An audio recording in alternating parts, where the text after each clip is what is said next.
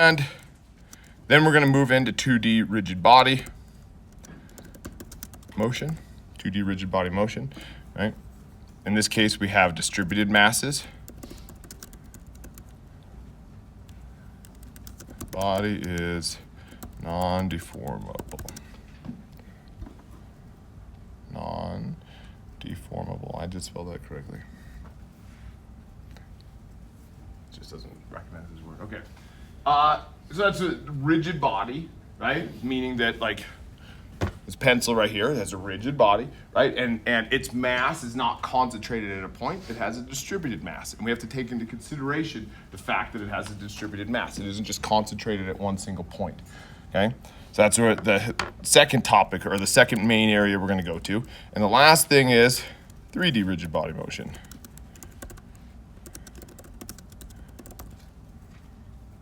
Okay. I mean, it's the same as, again, distributed masses and non-deformable bodies. Okay?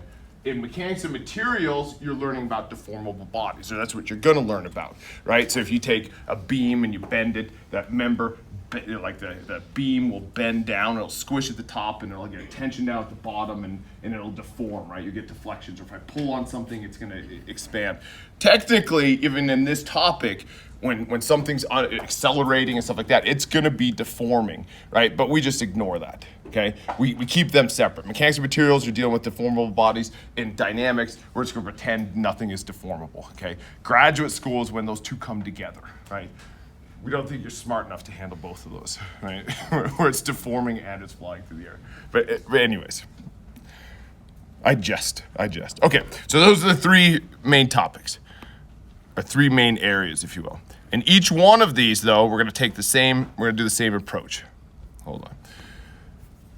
We'll talk about the approach for each one of these. I used to be able to just go like this, then hold it. You son of a bitch. Okay. One thing I've noticed is as I get older, technology is becoming more and more difficult. I texted Aiden, your TA, the other day. I was like, oh, can I get your phone number? Because I'd like to text, because I know your generation likes texting better. And then he corrected me and goes, actually, I prefer Snapchat. I was like, motherfucker, I don't know how to use Snapchat. So it's happening, right? Like, God damn it, right? I thought I was being hip and cool and texting. And he's like, actually, that's not what we do anymore. Okay. Like that I don't know how to do. Okay, so for under each one of these things, this is the approach we're gonna do. First thing we're gonna do is talk about kinematics. Okay, this is the geometry of motion, is what kinematics is, okay? And once we actually dive into this, you'll understand these differentiation between these things better, right? This is the first time you've seen it, so you're like, what the hell is kinematics? Well, kinematics is just the geometry of motion. There's no forces or anything associated with this. Just say no forces. No forces yet, just geometry, okay? Then we're gonna go into kinetics. Okay, and this is how, or say, these are forces resulting in motion. Right, so in that, when we start talking about kinetics, that's when we start tying in forces and how do those forces cause accelerations and velocities and different positions and stuff like that. And then under kinetics, we're going to do three different approaches underneath kinetics. We're going to do a method called FMA. That's where we're actually just going to use that's force mass acceleration is what that is.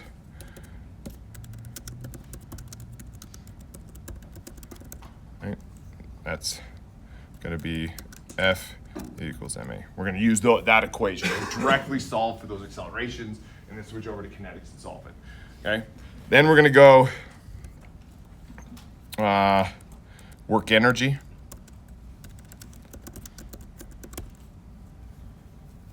Right? You've done, in your physics classes, you've done work energy before. That's my favorite method. Right?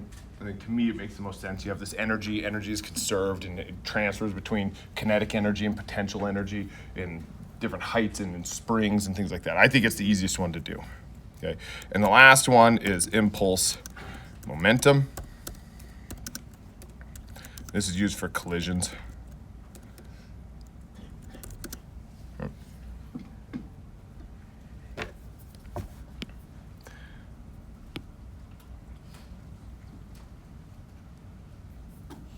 Right, so for each one of these topics, this is what we're going to do. So today we're going to start particles, okay? We're going to particles, and then we're first going to talk about kinematics. Then we're going to do kinetics. We're going to do F equals ma.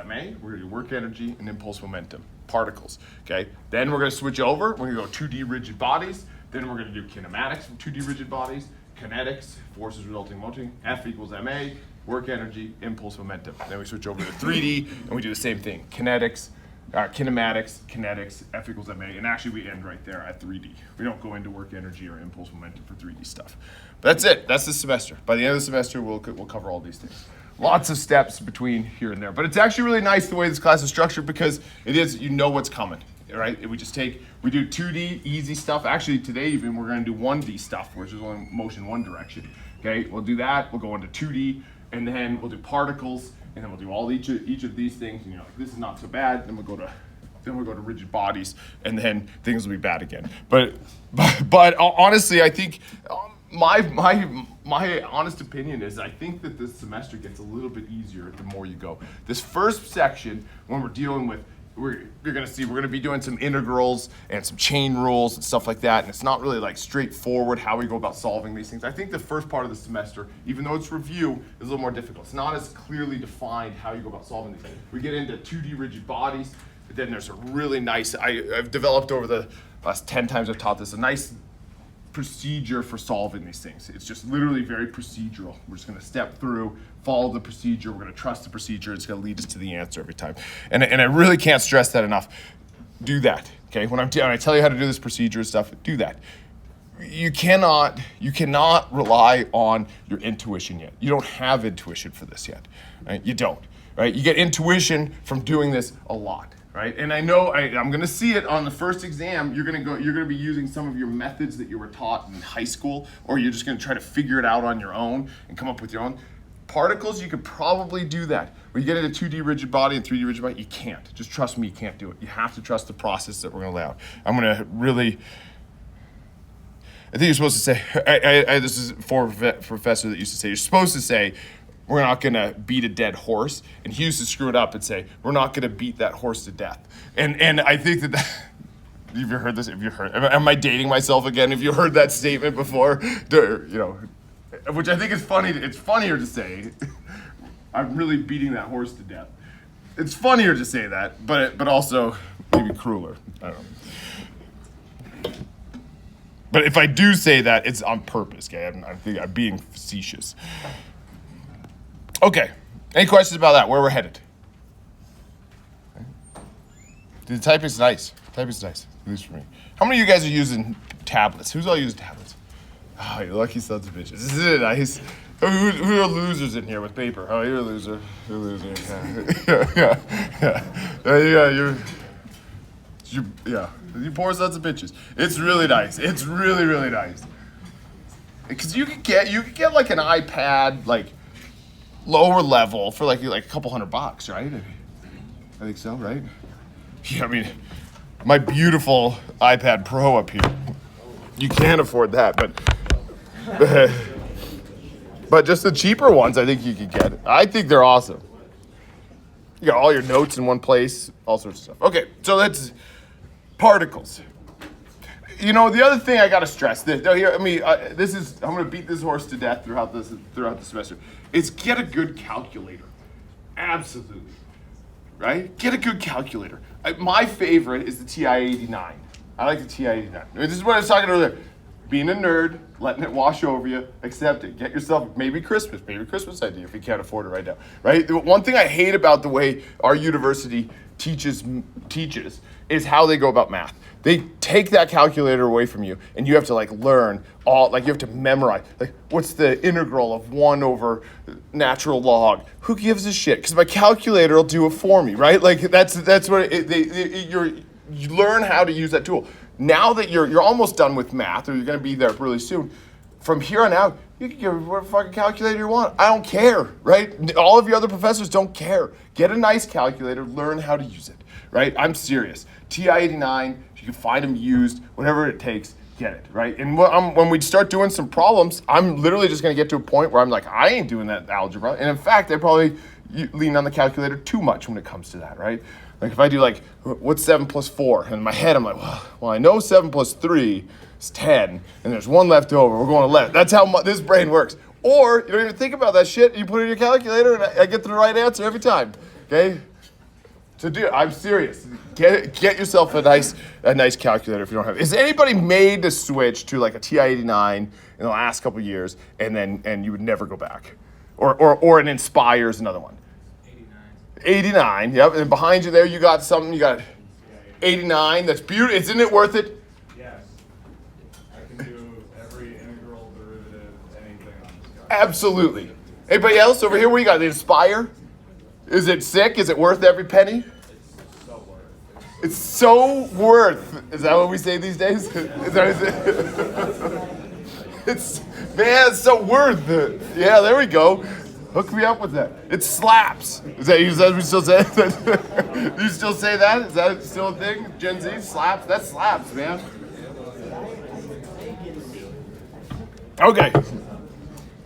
All right, so let's start with the review. Okay, right away we're just gonna do kinematics. You'll notice for the next couple of days we're not gonna say anything about forces yet. But you can see that like once we understand this stuff, you can see how you would introduce forces and then you tie those forces back to then basically once you get the forces tied in, then this stuff takes over. So we're gonna use this even after we're done with it. Okay, so for whatever reason, I mean this is again all really review. I'm gonna go through it pretty quick, but so first thing we do, and the book does this as well, is we define position. So usually there's, again, things are flying through the air, so our particle is flying through the air on that path that you see right there. And we're going to define position, its initial position, right? There's an origin, right? Your coordinates have to be someplace, and we're going to call that position R. All right, R is a function of time because it's traveling along that path. Why R? Because of all the R's in the word position, right? It's another joke I'm going to use throughout the semester. For whatever reason, this is what they call position R. P is too convenient, right? Because that's what it actually stands for. But so we call that position R, right? And then after a short period of time, it's changed positions. It's changed positions and it's gone to this position over here, right? And we'll call that R of T plus delta T. Right, a short time later. And then there is another vector that goes in between the two, right? And that one we're going to call delta R. Call that delta R. And that is going to be just R of T plus delta T minus R of T. How did it change? Right. So they always have this. Right now, we're just going to do Cartesian coordinate system. Eventually, we're going to get into polar coordinates and another coordinate system as well. But usually, our brains like to think of it. My favorite's Cartesian, right? Because that's just dialed, right? There's certain problems that you want to solve that it would be too hard to do in Cartesian, so we're going to switch over to polar or normal tangent. But that's how we define the position, right? So once we have the position, velocity is change in position over time, right? That's, again, back to basics physics, right? So velocity, v of t, is equal to, this is back to the definition, limit as delta t goes to 0. Right? This is just the definition of a derivative of delta r over delta t. Right? The limit as delta t goes to 0 of delta r over delta t. Right? This is your beginning of calculus is where you learn that. Right? Right? And then again, that's just the definition of a derivative, so we're going to find that as dr dt. Right? The derivative of r with respect to t is the velocity. Okay? And for shorthand, this often gets written as r dot. Have you seen that? Have you ever seen that shorthand before for derivatives? Oh, look at that. I think I taught you something first day. Second day I taught you something, right? So that's the shorthand for taking the derivative of something. You put a little dot over the top of it. In fact, in mechanics of materials, there's another shorthand. I'm going to give you this note right here.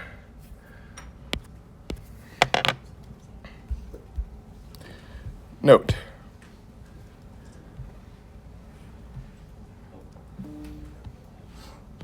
Dot over variable denotes time derivative,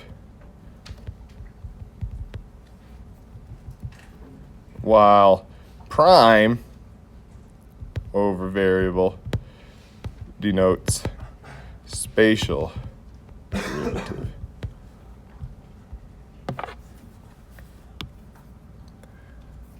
Right. You're gonna see this in mechanics of materials. You're gonna be there's an equation you're gonna derive by the end, and then when you see it, think of me because I told you it's coming. There's this one that's called it's a EIU prime four primes is equal to W of X. When you see that, think of me. But you're gonna see that in those cases you're taking derivatives with respect to X or Y. If I take a derivative with respect to X or Y, that's a spatial derivative. That's what I mean. X and Y are coordinates. If I take the derivative of that, I'm going to put primes on it. If you ever see the dot over it, that just means I'm taking a time derivative. I'm taking the derivative of position with respect to time. That's what's really cool. I mean, that's what I really like about mechanics is there's this like set of rules. You become part of like this brotherhood. You know what you know this. All negatives mean something is in compression. Everything that's positive means it's in tension. If I have primes on it, it's a spatial derivative. If I have a dot on it, it means this. All these little rules, and you feel like you're part of a club. Again. For the nerds, right? For us nerds. We're all nerds. Quit trying to pretend you're not. Okay. All right, so that's that. I mean, we just define, again, review. You've seen that before. Maybe a little more detail as to some of those equations, tying in with more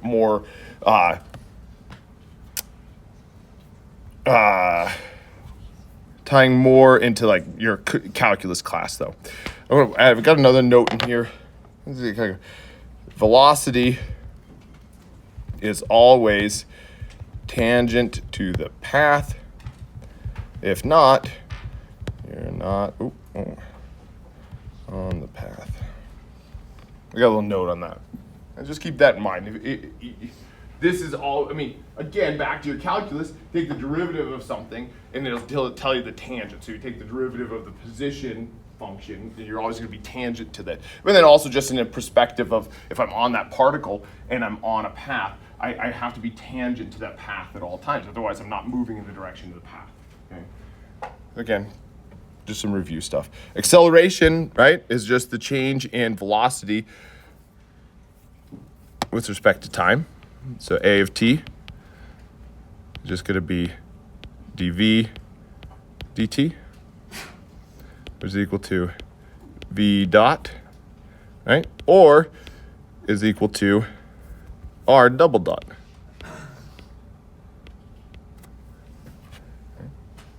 It's either the first derivative of the velocity or the second derivative of the position. That's just the basic definition of it.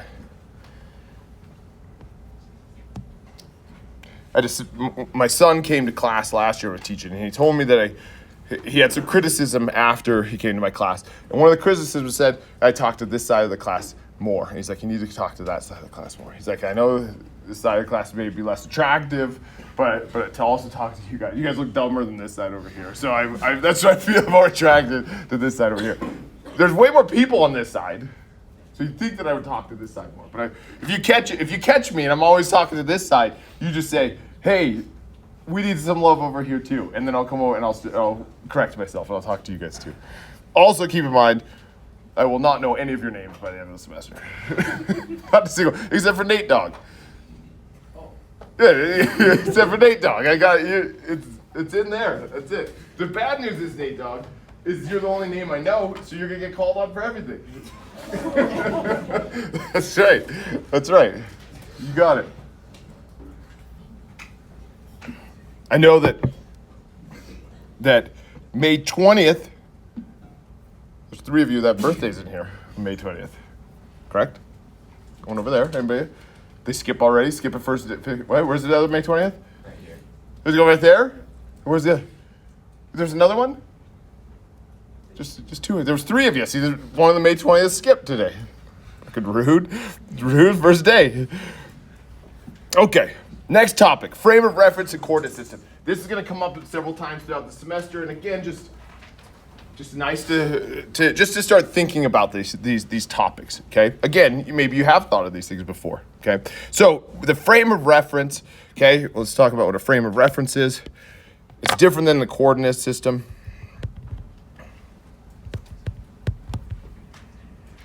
Okay? I call it the baseline.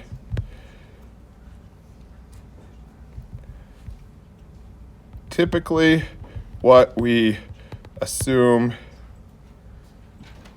to be not moving.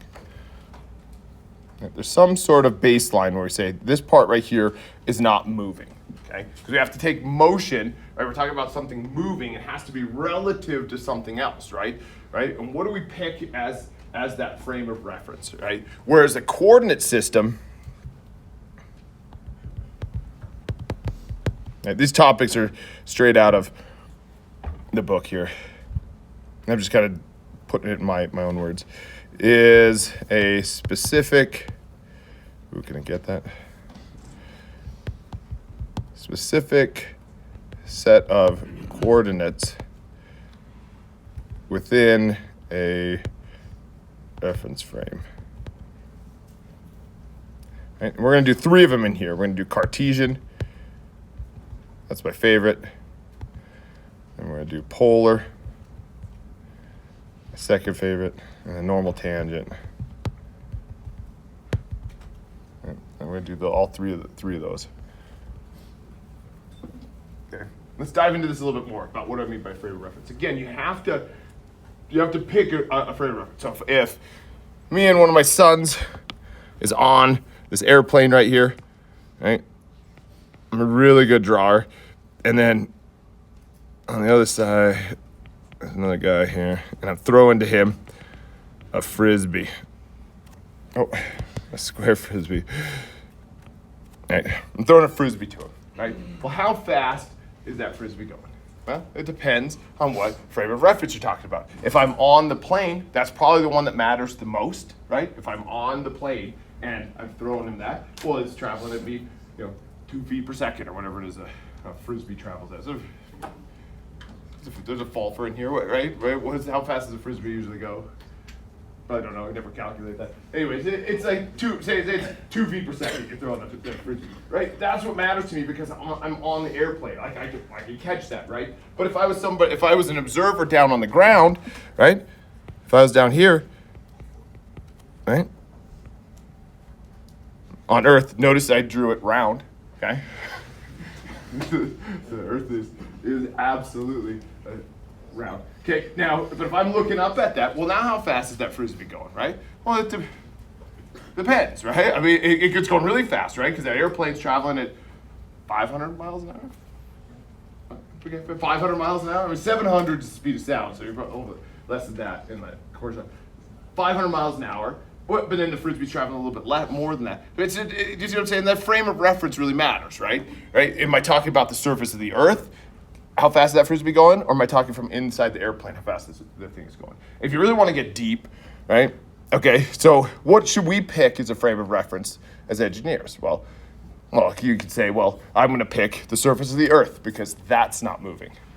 Shit, right? Because that's moving, right? Because we're rotating around our axes, right? I mean, if you believe in that, right? So you're going around in a circle. And then you say, okay, well, I'm going to pick the center of the Earth. The center of the Earth's not moving, right? Son of a bitch, right? We're traveling around the sun pretty damn quickly, right? So they're like, okay, well, I'm going to pick the sun. The sun's not moving, the center of the sun. Nope, sun's moving too, right? We're circling around the center of the galaxy, right? The black hole at the center of the galaxy, which is pretty cool, right? And so, like, what do we pick, right? Typically, what we're going to pick as a frame of reference is the surface of the Earth. Right? If you're dealing with intercontinental ballistics, you better take into consideration that the Earth actually is rotating if you're dealing with that. So it just depends on what it is you're doing. Most of the stuff, right, what we're going to be doing, it's going to be the surface of the Earth is going to be fine. We're going to say, yep, that is not moving, okay? Which is really weird. I think it can be proven that we don't know what's not moving. Isn't that kind of weird to think about? Like, what do you pay? Like maybe we are, maybe we aren't moving and everything is moving relative to us. There's no way to test that, right? There's no way to understand what's moving and what's not moving. We could say how things are moving relative to each other, but we can never specify exactly what is the thing that isn't moving. Isn't that weird? Isn't that weird? I think it's weird. I don't care what you think. I don't care what you guys think. All right, so I just wanted a demonstration to you. I don't think this is in your notes. I just wanted to demonstrate to you. I did, in fact, this is a section out of the book, and I took it, and I said, I put it into ChatGPT. Has anybody not played with ChatGPT at this point? You need to play with it, man. It's gonna change your life. It's gonna change your life. It is so cool. I don't use it as much as I did when I first discovered it a couple years ago. I was like, holy shit, this is cool.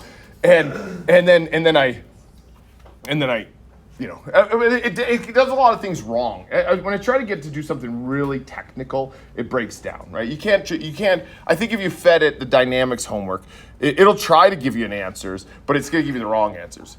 Right, and so you just gotta be careful about how to do it. It really tries. We get into arguments sometimes. We got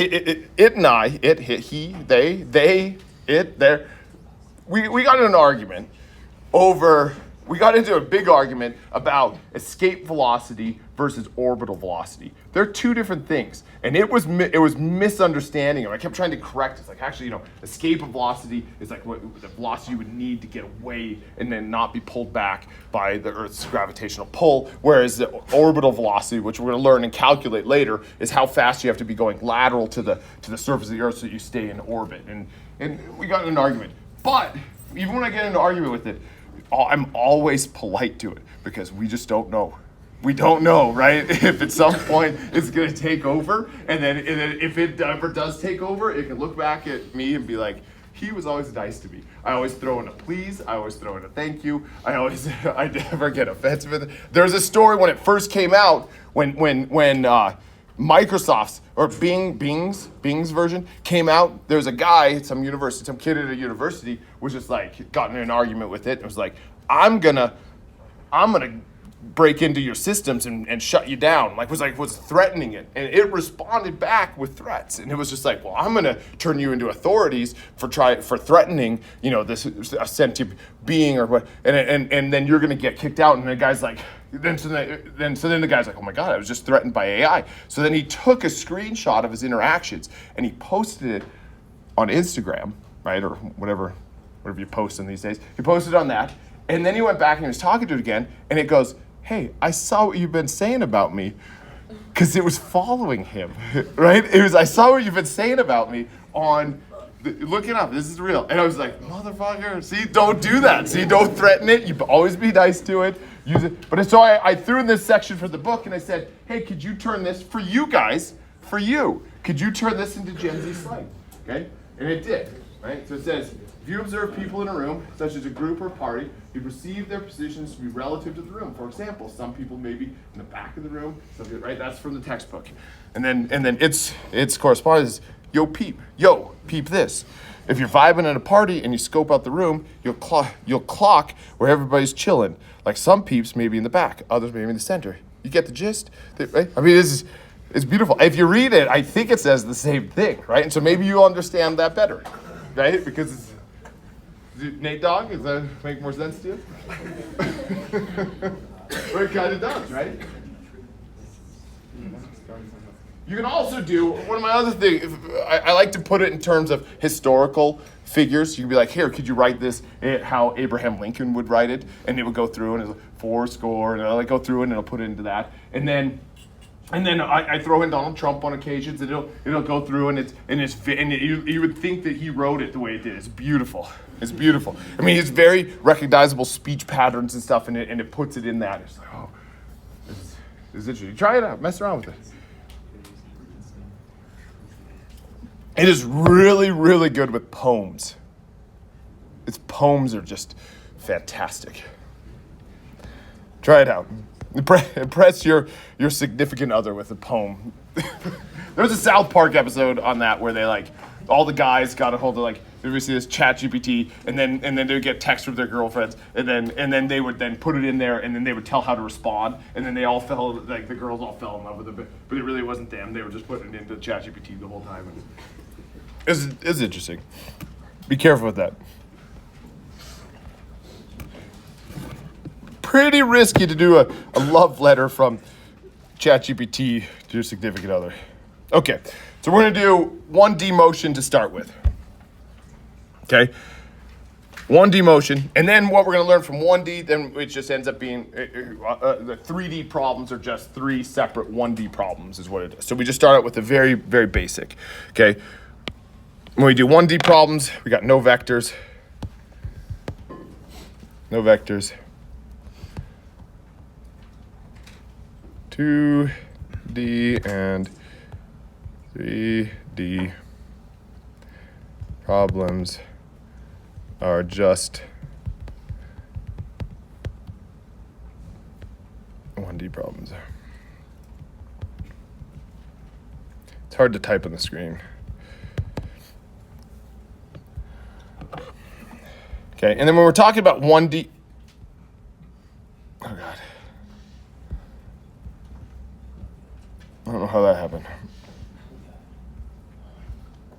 Remember I was just saying how awesome technology was, and then, okay. And so for whatever reason, again, in 1D stuff, we're gonna call, it's no longer a vector, we get to drop the vector, and for whatever reason, the book calls that position, when we're talking about 1D, they drop the vector, and they call that position S, for all the letter S's in the word position.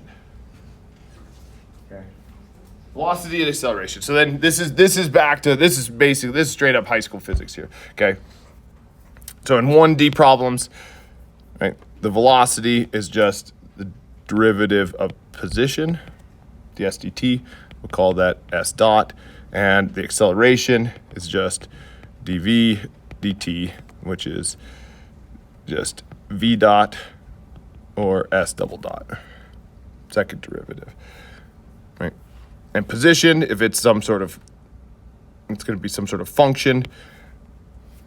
The velocity, you have to denote it like this. It's going to be the velocity, it's the slope of that, right? Rise over run. And the same thing, if I have a plot of my velocity, my position, or my acceleration is going to be the slope of my velocity curve. Again, review. My velocity is the slope of my position curve. My acceleration is the slope of my velocity curve. All right. This is where almost immediately we're going to get into, I don't think you've done these types of problems. You've done these first two before, right? The types of problems we're going to solve in 1D it's going to fit one of these 4 categories. It's either going to be acceleration a function of time. That's what you've done before. How does acceleration change with time? Is it a constant acceleration? That's kind of this. Just a subcategory of acceleration a function of time. But then we also have acceleration a function of velocity, which that might be a new concept to you, or acceleration a function of position. If you have one of those, then things get a little bit more interesting. And then you actually should be new to you, or new to many of you. Okay. So if we're talking acceleration of function of time, what's some examples of acceleration of function of time? I'm gonna say, let's see, Nate Dogg. What's an acceleration of function of time? Just almost any acceleration. Just a velocity, like in a car. If you step on the gas pedal in your car, how you accelerate is going to change with time, right? Depending on what gear you're in, right? You'll start out and they'll switch gears, right? So it's kind of changing as you're going along, right? And then also as your RPMs change in your vehicle, right? As the RPMs are slow, you're not going to have a lot of force. And then once your RPMs go up, you get a little bit more, right? And so then it's changing as a function of time. Okay, so that's a good answer. So then that's acceleration of function of time, right? So you say car, right? Or a sprinter, right? Right? Just about anything if it changes specifically with time. Okay. What about a constant acceleration, where we just say, hey, it's not. We just said a car isn't really constant because you have all the different gears. So electric cars are way cool in that sense, but because you get like instant torque, maybe that could be considered. Anyways, acceleration is constant. What's a perfect example? Yes. Falling, gravity, absolutely, gravity. But it kind of gravity, because is gravity constant? I mean, this is if you believe in these things, right? But technically, it's not, right? The further two objects are apart from each other, the gravitational pull in between them are less. We right now, we're going to assume in this class that gravity is constant, right? And it does not change, but technically it is a function of position, right? Because the further two objects are away from each other, the gravitational pull is less, okay? How about acceleration a function of velocity? Let's see here. Nate Dog, where we go? that's gonna get terrible after a while, right? But so I will. Is there a Logan? There's a lot of Logans these days. Logan. No, you're not Logan. You're just answering it. What's your name? My name? Yeah. It is Logan. No way! Yeah, I was picturing a guy, but that's awesome. Logan, nice to meet you. I knew it. I knew there was a Logan in here. Okay, Logan, what's the acceleration function of velocity? I'm not sure, honestly. What about, like, if you ever stick your hand out the window and like you're driving in a car, right?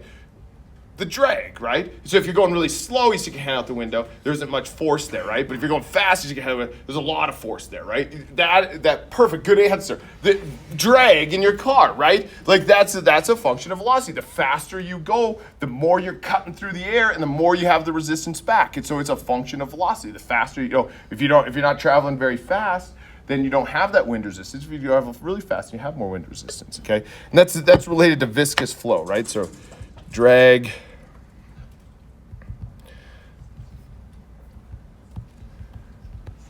viscous flow.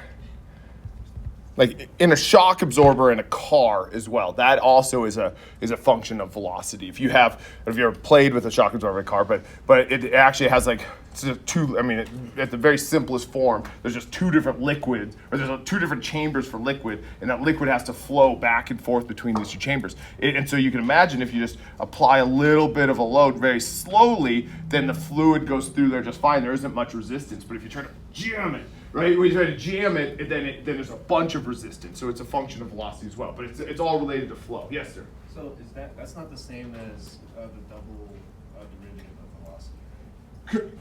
It still is, but it's just harder to get there, right? Because when you get to solving these things, so you start out with acceleration function of velocity. To get to something with respect to time, it's velocity. You have to.